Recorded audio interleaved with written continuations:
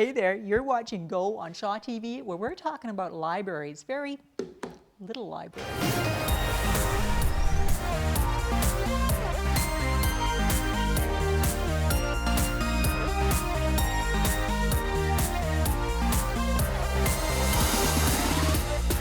Well, hello there. You are watching Go on Shaw TV, and we are here at Literacy Alberni, where we're talking about little libraries. And if that's a concept that you're not familiar with, Pam Craig is going to tell us about it. Pam, what's a little library?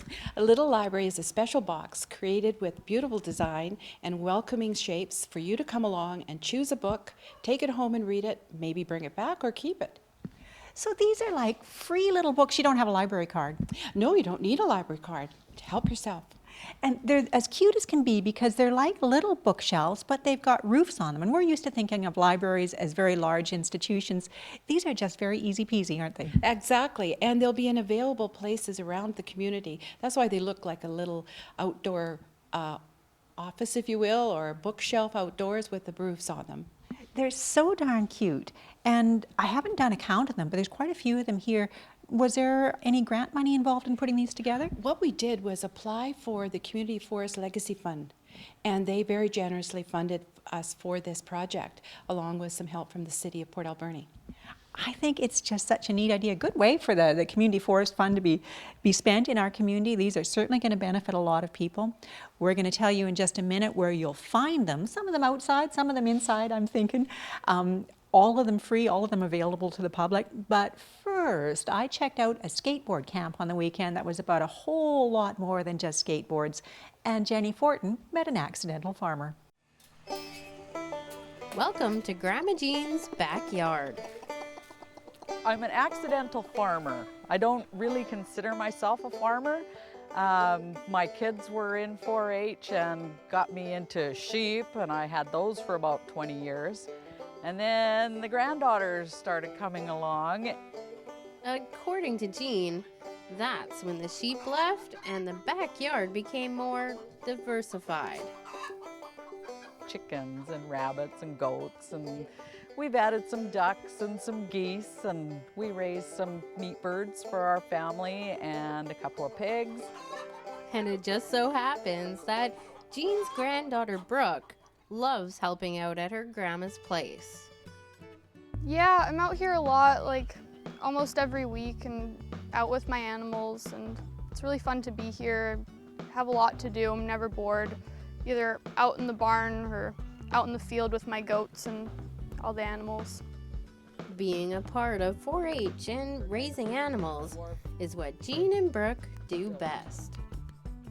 She's got 11 years in 4-H right now. She started off as a clover bud, which was 3 years, and this is her 8th year in regular 4-H. She got me into 4-H. I started off with guinea pigs, and then I asked for a rabbit and got 1 rabbit, got 3 more rabbits, and it just went off from there. Got goats and chickens and everything, and yeah, she's helped me a lot, and we go to fairs together. I think it's kept her grounded, and it's taught her responsibility looking after her animals. And she's made great friends all over BC. And Grandma Jean's sustainable living lifestyle has made quite the impact on her granddaughter. It is important because it's good to know where your food is coming from, and you know that they're healthy and you know what you've put into it, and it's a good product. It tastes really great, and it's better than what you can get in a store. Jean's backyard is something special, something that's unique, something to be proud of. It's my passion and my hobby and my way of life. I like to be here. It's comfortable. I don't need holidays because this is, they say if you make yourself a home that you don't want to leave, that's great. And that's what we've done.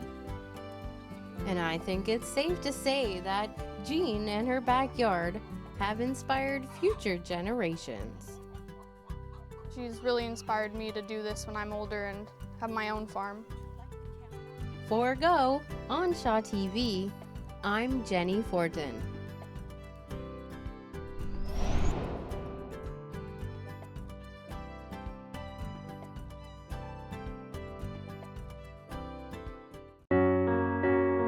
Jamie Collins had a smile that could light up a room. A farm boy from Port Alberni, he gathered friends wherever he went, and when he was still just a youngster, he came across what would be one of the great loves of his life, a sport that he embraced with all the energy and optimism that went along with that great smile. When he was about 12 or 13 years old, he came home with a skateboard, and we didn't understand it as a sport at all. And he started knocking holes in the drywall, and it became evident pretty quick that it was a real passion for him, and he excelled at it. Not everyone is good at everything, and he found something he was really good at, and he wanted to share that with others. To say he excelled at it is almost an understatement. He was great, and he did share it with pretty much everyone he met. He partnered with his longtime friend Brandon Wells to create a business called Instrumental Skateboards, and went on to offer summer ramp camps in the Alberni Valley, always reaching out to involve more youngsters in the sport he loved. Jamie was just such a people person. He just really brought the whole island together. Every community of skateboarders knew Jamie. And then, tragically, in August of 2012, that bright light that was Jamie Collins' life came to a sudden end in an accident on the Kennedy River. Probably the hardest moment that any of us have ever been through, I think. But with that being said, we've all worked pretty hard to make sure his legacy stays alive. His legacy. A legacy that seemed to take on a life of its own, even as those who loved him best were grieving. After his passing, we heard from so many young people that came by to talk to us and just say, you know, Jamie taught me to skate. Jamie took me under his wing. Jamie made me feel good. And we realized then, even more than we did before, even just how involved he was. Donations began to pour into a Jamie Collins Legacy Fund, a fund that his family decided should reflect the things that Jamie cared about, young people pursuing their passions. We now just have a sustaining fund, and we support cultural, educational, and athletic activities for youth in West Coast communities, mostly through Parks and Rec, but programs at the Roland Arts Centre for kids, anything that will help kids find their passion. Dinosaur camps, writing workshops, and of course, skateboarding. Programs that are chosen by the family to be paid for by the Legacy Fund. The Jamie Collins Foundation supports a lot of programs that Parks and Rec puts on. A lot of this couldn't be happening without their support. The kids love it. It gets kids a chance to do things that Jamie really loved to do. But there's one more huge part of the equation, the annual Ramp Camp, a free weekend of skateboard lessons and family time at the Collins farm, a celebration of everything that mattered most to Jamie. Family, the farm, and then skateboarding. That's pretty much what his whole life was about. This is something we actually talked a lot about when we were kids, is basically having a spot like this. We've always done ramp camps for kids. We've always tried to support the community with them supporting us, and to see this kind of all come together is pretty special. Nobody keeps score, everybody's supportive, everybody will show you how to do something else, and when you land that particular move you're working on for the first time, there's a whole bunch of people there cheering you on, no matter how well or poorly you did. Over 70 youngsters attended this year's Ramp Camp, and hundreds have taken part in the various programs supported by the Jamie Collins Legacy Fund. All of it keeping alive the memory of the young man who was loved so well by so many. He was such a beautiful person that, you know, when you lose somebody you love, it's pretty crazy to kind of process.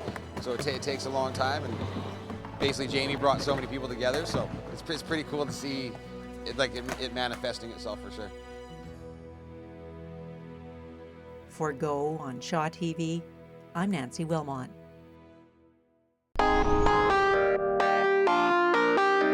Hi, I'm Dennis Della Vicenza. I'm with the Port Alberni Youth Centre. We have a Facebook page, exactly that, Port Alberni Youth Centre. If you care to look up and see all the activities and people we support and allow to use our facilities.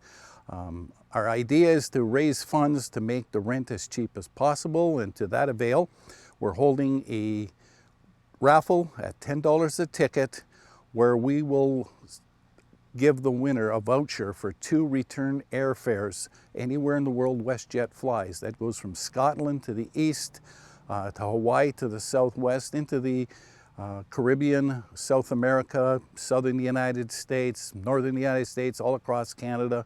There's all kinds of facilities, landing fields available to you. Tickets are only $10, and if you don't win, you've made a great contribution to a great building.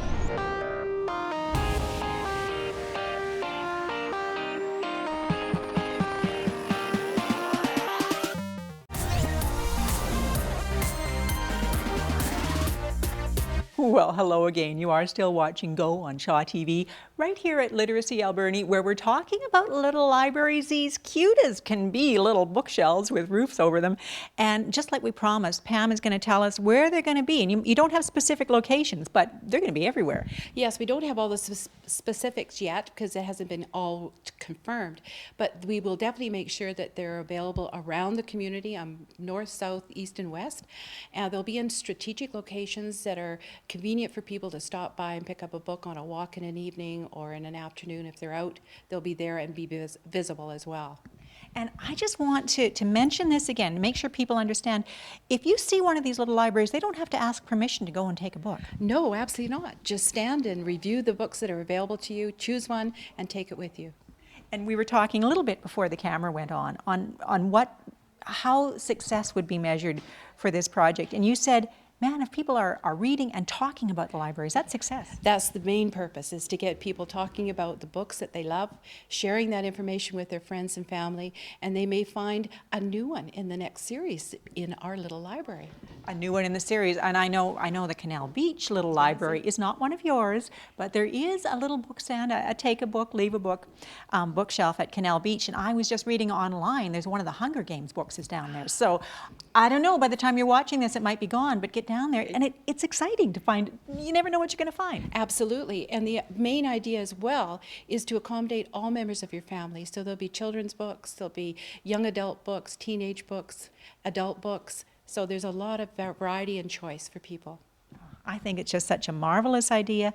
Thank you for all you do, Pam, and thank you, Literacy Alberni, for making this happen. I think it's a great idea. Thank you so much, Nancy. Now, you're going to be watching for these little libraries around town in the next couple of weeks. You'll see them starting to pop up. And it's kind of fitting because we're talking about reading. Did you know that Port Alberni has a brand new magazine coming out? Well, it does, and you're going to hear what's up with that right here.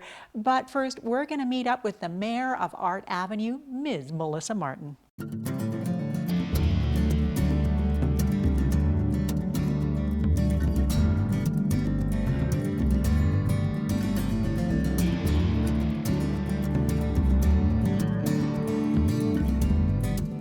Hi there, and welcome to another edition of Art Avenue. A few reminders for you. We have the official pool mural project, and that's going to be the official unveiling here happening at Echo Center, and that's Wednesday, September 9th at 6:30. There's going to be a free everyone swim, so come on down to Echo Center and take a look at the beautiful pieces of artwork that 11 local artists have done and have spent the last year doing, and that's happening here at Echo Center. Our next exhibit at the Roland Art Center is Alberni Valley Photo Club, and that happens and it begins on September 22nd. They'll be having their artist reception, and there's about 10 artists or 10 photographers involved in that, and that will be Saturday, September 26th from 1 until 3, and that's at the Roland Art Center. And there's also another watercolor class that's going to be happening here at Echo Center, and that's with local artist Cynthia Beneski. And that's going to be an 8-week workshop, and that will start on October 13th. Space is limited, and you can register here at Echo Center. And here's what's happening at Shars Landing Public House. Saturday, September 12th is Tanner James. Tuesday, September 15th is Jory Kinjo, and he's a Western Canadian singer who does acoustic soul and reggae, and he's a new one to Port Alberni. And Thursday, September 17th is the Royal Foundry, and that's a concert. And again, pop on into Shars Landing for your advance tickets today. Well, that's it for another edition of Art Avenue, but before I go, a few reminders that the Roland Art Center is still in its annual summer closure, and they will reopen at 11 o'clock on Tuesday, September 8th. And another reminder that May LeBlanc, she's a local artist, she does watercolor paintings, will be having an exhibit right here at Echo Center for the entire month of September. So until next time, I'm Melissa Martin. It looks like an ordinary office, but the person who answers the phone at Marigold Productions in Port Alberni is a woman on a mission. Marigold Productions. A mission to launch a brand new magazine targeting residents of the Alberni Valley. Yes, I am. I'm passionate about it. It seemed to me that there was a place there that wasn't being filled. There's lots of magazines like for special groups and also special tourism magazines, but this isn't what this is. This is a magazine for Port Alberni. A magazine for Port Alberni, written by Port Alberni residents, with information about all sorts of aspects of life in this inland valley. It's a quarterly magazine, and we're doing the fall issue, so we have everything in there that happens in Port Alberni during September, October, November. But this is more than a calendar of events. What's Up Port Alberni will include short stories and articles on all sorts of topics, like the geocaching article Dwayne Parfit has written for the magazine's debut edition. Anne approached me a while ago to say, would you write up a story about geocaching? I thought, wow, I could put that together pretty easy because, I've done a lot of it. The other thing Dwayne has done a lot of is promote Port Alberni, as a member of the Chamber of Commerce and as a volunteer in the Ambassador Program. And he knows firsthand how important it is to keep residents informed and up to date on local happenings. One of the things that I found is that oftentimes the local people aren't as aware of what things are going on in our valley as we maybe could. And any publication, particularly this one, that is going to highlight those things that we are doing in our community is really important, because I think to be a successful community, we've got to know what's going on in our own community, and then we can share it with the outside world.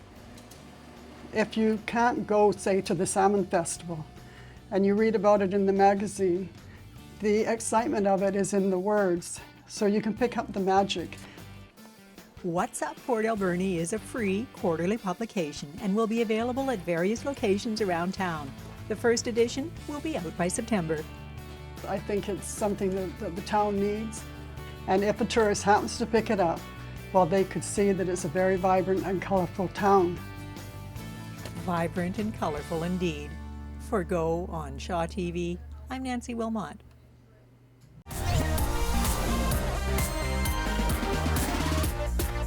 You know, I keep walking around this room, finding more of these little libraries. They're so cute. I'm going to keep looking, see if I can pick a favorite while we take a bit of a break. So please, stay with us.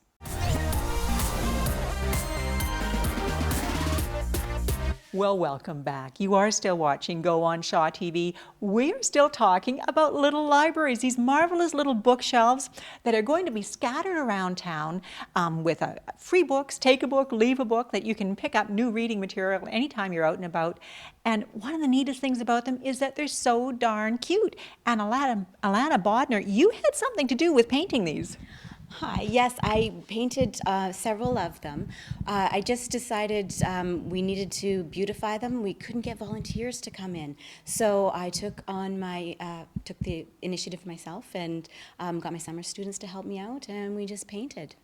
Wow, some of them are so cute, and I know Charmid's sons were involved in painting some of them as well. Do you have a favorite? Oh, I have several favorites. I did different texturing with like plastic bags and with my fingers, and also with sponges. So I think some of them they're all works of art. They are all works of art. They're so darn cute. And I can't believe you couldn't find volunteers. Sheesh, Port Alberni, you should have been out painting little libraries. We tried, and just the timeline, we just couldn't get enough people in, or we had the Girl Guides come in, and we had Charmid's boys come in, and my summer students. And we also had a volunteer for the summer, a young lady. And so we did have some, but not very many. So just the time frame just didn't work out. Well, they did a good job. The folks that were here did a fabulous job. How many are there? There's 26. 26 little libraries going to be spread around town. There's no excuse not to have a book in your bag. There's no excuse. There's no excuse at all. Alana, thank you so much. Thank you for what you do here. Literacy Alberni, there is always something going on. And speaking of that, we're going to go right to a Literacy Minute. Now, these are kind of mini book reviews that are produced by the folks right here at Literacy Alberni with great recommendations for books to read. So if you're looking for something to read, Diana Burton has one for you.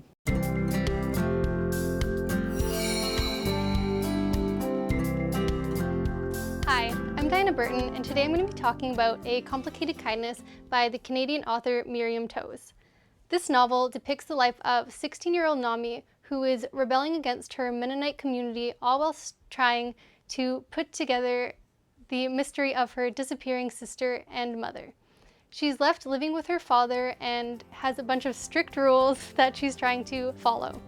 This is a great coming-of-age story, and I would recommend it to any young adult who is struggling to find their way.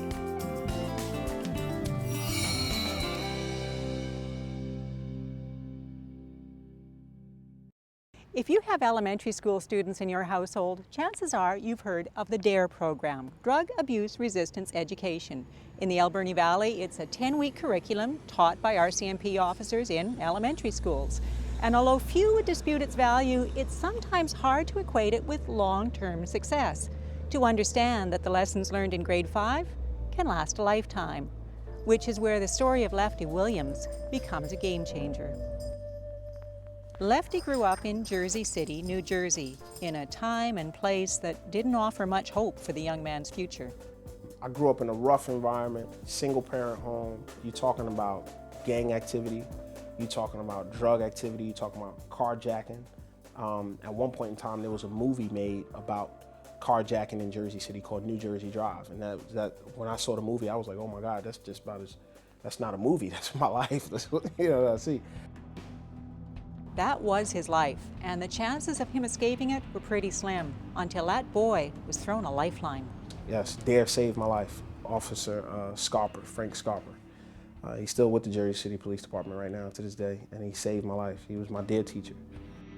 Now, you might think that's an exaggeration, that one police officer in one classroom could make such a difference. But that police officer became a friend who never gave up on him. He saw something in me that I didn't quite yet recognize in myself. So he'd be patrolling, he'd see me by McDonald's, he'd pull over, just theatric, like sirens or something, pull over, where you going? And then get in. Playfully, he put cuffs on me. He says, this where you want to end up? No, he said, well, this is where you're gonna end up if you keep acting like this. And it was the first and last time I ever had handcuffs on me.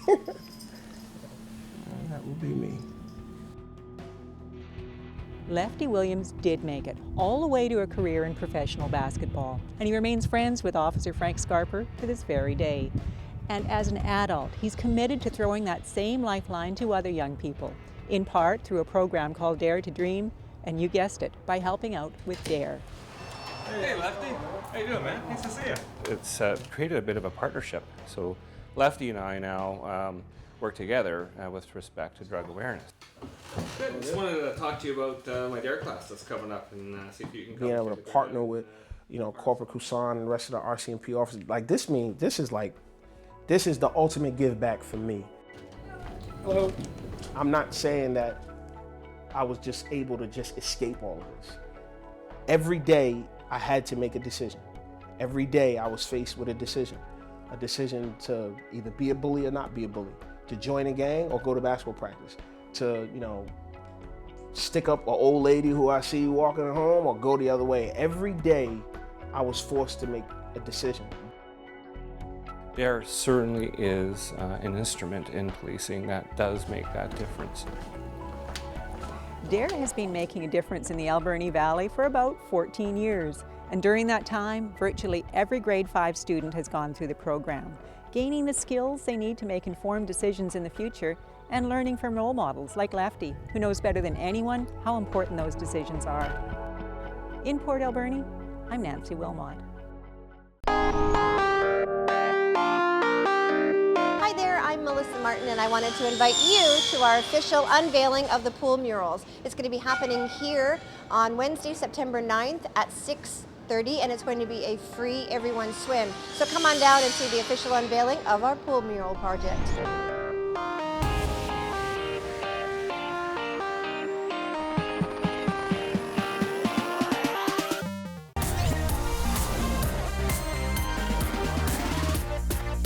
Well, that does bring us to the end of another go on Shaw TV. Until we meet again, remember, take a book, leave a book.